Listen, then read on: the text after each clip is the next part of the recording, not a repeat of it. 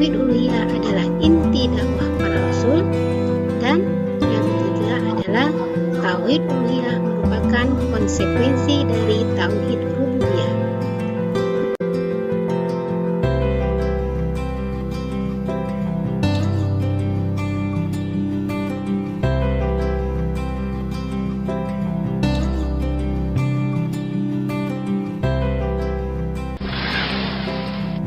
Tauhid uluhiyah dinamakan juga tauhid ibadah. Maksudnya, uluhiyah diambil dari kata ilah. Ilah itu mempunyai makna adalah ma'bud atau yang disembah.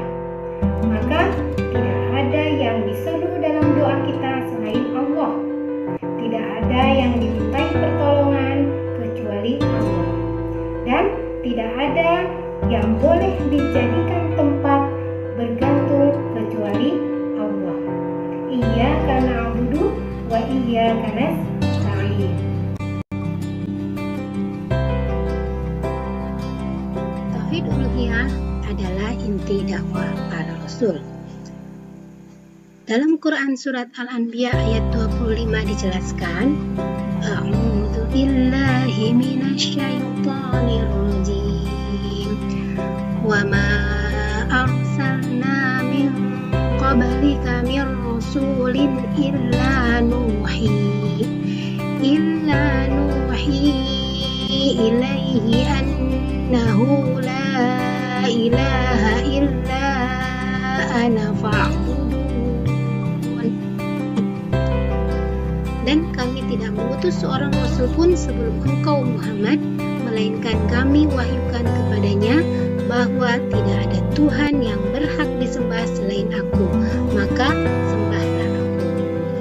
Dalam ayat ini dijelaskan bahwa seluruh para rasul sebelum Nabi Muhammad membawa misi yang sama, adalah mentauhidkan kalimat la ilaha illallah, mendakwahkan kalimat la ilaha illallah. Artinya adalah mentauhidkan Allah Subhanahu wa ta'ala.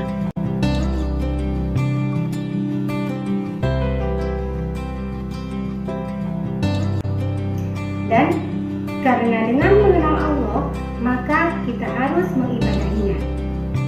Baik anak-anak, ada video yang akan ibu tayangkan. Silakan kalian simak video ini. Semoga kalian lebih memahami tentang makna dan tujuan hidup kita, bahwa sesungguhnya hidup kita adalah untuk beribadah. Kita harus pahami tentang dua tujuan utama Allah Subhanahu wa ta'ala menciptakan alam semesta ini dengan segenap makhluk yang ada di dalamnya. Tujuan Allah menciptakan jin dan manusia.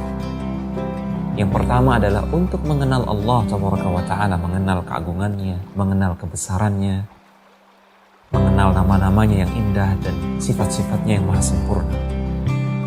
Allah Subhanahu wa ta'ala berfirman menjelaskan tujuan yang pertama. Allahul ladzi khalaqa sab'a samawati wa minal ardi mithlahun yatanazzalu al-amru bainahun lita'lamu anna Allaha ala kulli syai'in qadir wa anna Allaha qad ahata bi kulli syai'in ilma. Dalam ayat ini jelas sekali Allah menerangkan kepada kita bahwasanya Allah menciptakan 7 lapis langit dan demikian pula dengan bumi. Tujuannya adalah agar kita mengetahui, agar kita mengenal siapa Allah yang maha kuasa, yang maha besar, yang maha agung, yang maha mampu untuk mewujudkan segala-galanya. Kemudian tujuan yang kedua adalah agar kita hamba-hamba Allah Subhanahu wa ta'ala beribadah hanya kepada Allah, bergantung hanya kepada Allah, meminta, berdoa, beristighatsah, bersandar dan bertawakal hanya kepada Allah Subhanahu wa ta'ala. Agar kita persembahkan ibadah-ibadah yang disyariatkan hanya kepada Allah, murni, tidak kepada selainnya. Kemudian untuk menjelaskan tujuan yang kedua, Allah Subhanahu wa ta'ala berfirman, "Wa ma khalaqtul jinna wal insa illa liya'budun." Tidaklah aku menciptakan jin dan manusia melainkan untuk satu tujuan, yaitu agar mereka hanya beribadah kepada-Ku. Kita diminta untuk fokus mewujudkan dua tujuan utama ini dalam hidup kita. Dan dalam setiap detik kehidupan kita, hendaknya hati kita senantiasa melakukan ubudiyahnya kepada Allah, terhubung dengan Allah Subhanahu wa Ta'ala, senantiasa mengingatnya, senantiasa bersyukur kepadanya, senantiasa berharap, takut, cinta, dan mengagungkannya Tabaraka wa Ta'ala. Ini adalah ubudiyah. Dan agar senantiasa jasmani kita, lisan kita fokus dalam melaksanakan syariat Allah Tabaraka wa Ta'ala.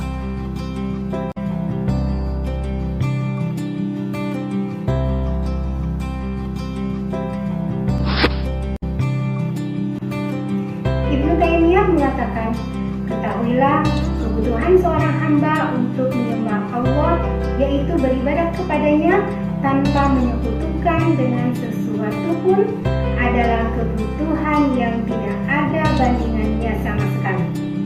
Tetapi dari sebagian segi mirip dengan kebutuhan jasad terhadap makanan dan minuman. Perbedaannya adalah hakikat seorang hamba adalah hati dan ruhnya. Dia tidak bisa baik dan senang di dunia kecuali dengan mengingat Allah. Seandainya hamba memperoleh kenikmatan dan kesenangan tanpa Allah, maka hal itu tidak ada berlangsung lama, bahkan akan berpindah-pindah dari satu macam ke macam yang lain, dari satu orang kepada orang lain. Adapun Tuhannya, maka dia dibutuhkan setiap saat dan setiap waktu. Di manapun ia berada, maka dia selalu bersamanya.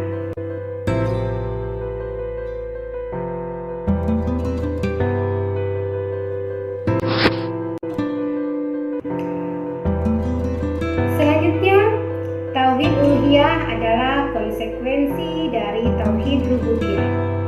Setelah kita mempelajari materi di pelajaran sebelumnya tentang tauhid rububiyah, maka kita akan memahami bahwa tauhid uluhiyah merupakan konsekuensi dari tauhid rububiyah. Artinya, siapa yang mengakui tauhid rububiyah, maka ia harus meyakini bahwa tidak ada yang berhak menerima ibadah dengan segala macamnya kecuali Allah. Dan itulah yang dinamakan tauhid uluhiyah.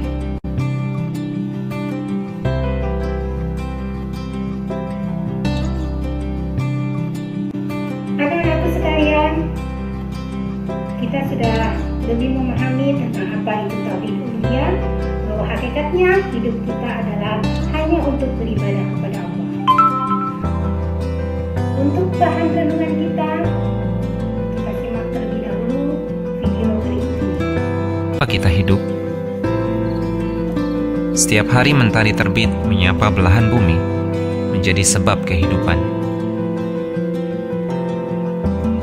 Lalu terbenam di peraduannya di ufuk barat. Bukan untuk beristirahat, dia terbenam untuk terbit. Untuk apa? Untuk apa pergantian siang dan malam yang sempurna ini terjadi tanpa tujuan? Jika demikian, betapa mubazirnya alam semesta ini dengan ragam kehidupan dan penciptaan di dalamnya yang tak terhitung. Sia-sia belaka. Seolah tak ada Tuhan yang maha berilmu, maha bijak, dan maha hikmah dalam mencipta. Ini mustahil. Akal sehat kita tak bisa menerimanya. Dan kami tidaklah menciptakan langit dan bumi, serta segala yang ada di antara keduanya, main-main, tanpa ada tujuan dan maksud. Apakah hidup kita siang malam hanya sebatas makan untuk tumbuh, meraih impian dunia, menemukan pasangan, memiliki anak, lalu menyiapkan anak meraih impian, lantas kita menjadi tua, lalu mati berkalang tanah, meninggalkan segala apa yang lelah payah kita kumpulkan, lalu kita terlupakan, terkubur oleh waktu? That's it? Tak ada lagi kehidupan berikutnya? Aduh, betapa singkat dan tak berartinya hidup ini kalau begitu. Jika demikian, hidup ini untuk apa? Jika setelahnya tak ada lagi kebahagiaan yang patut kita perjuangkan? Jika nanti tak ada pertanyaan dan pertanggungjawaban atas detik demi detik hidup yang kita lalui, tidak ada reward, tidak ada ganjaran dan tidak ada hukuman, tidak ada surga dan tak ada neraka, tak ada keadilan setelah kematian. Lantas untuk apa hidup ini? Untuk apa segala yang ada ini tercipta? Jika kehidupan setelah kematian itu tidak ada, jika manusia yang berakal budi saja mustahil merencanakan dan menciptakan sesuatu tanpa tujuan, apakah mungkin Allah yang maha hikmah menciptakan alam semesta ini tanpa tujuan? Sobat, hidup ini agung. Kita ada bukan tanpa tujuan. Ada nilai yang patut kita perjuangkan. Afahasibtum annama khalaqnakum abatha wa annakum ilaina la turja'un? Maka apakah kamu mengira bahwa kami menciptakan kamu main-main tanpa ada maksud dan bahwa kamu tidak akan dikembalikan kepada kami? Sobat, kita semua akan kembali kepada Allah, pencipta kita. Kelak hanya ada dua tempat kembali: surga, negeri kebahagiaan yang abadi, atau neraka, penjara siksa selama-lamanya. Mereka orang-orang yang beriman, melihat dan memikirkan penciptaan alam semesta ini. Pastilah bukan sia-sia belaka, pasti ada tujuan dan akhirnya. Lantas mereka berdoa agar terhindar dari akhir yang buruk, yaitu neraka.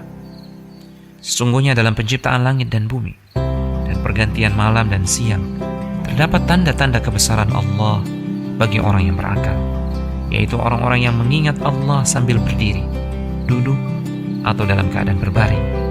Dan mereka memikirkan tentang penciptaan langit dan bumi, seraya berkata, "Wahai Tuhan kami, tidaklah Engkau menciptakan semua ini sia-sia. Maha suci Engkau, lindungilah kami dari adab neraka."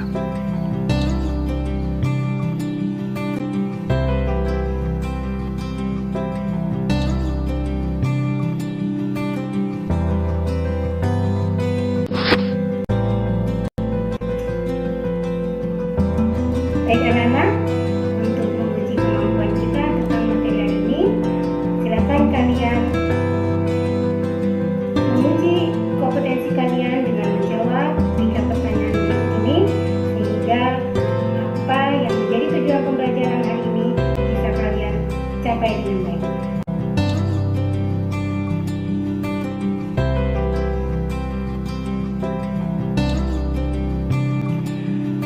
Alhamdulillahirrahmanirrahim. Materi tentang tauhid uluhiyah sudah Ibu sampaikan. Semoga menjadi tambahan ilmu yang bermanfaat buat kita dan senantiasa selalu meningkatkan keimanan dan ketakwaan kita kepada Allah dan meningkatkan kualitas ibadah kita dari hari ke hari, sehingga insya Allah kita semua akan berkumpul di surga Allah kelak. Amin ya rabbal alamin. Mari kita tutup dengan bacaan doa kafaratul majlis. Subhanakallahumma wa bihamdik, asyhadu an la ilaha illa anta, astaghfiruka wa atubu ilaik. Assalamualaikum warahmatullahi wabarakatuh.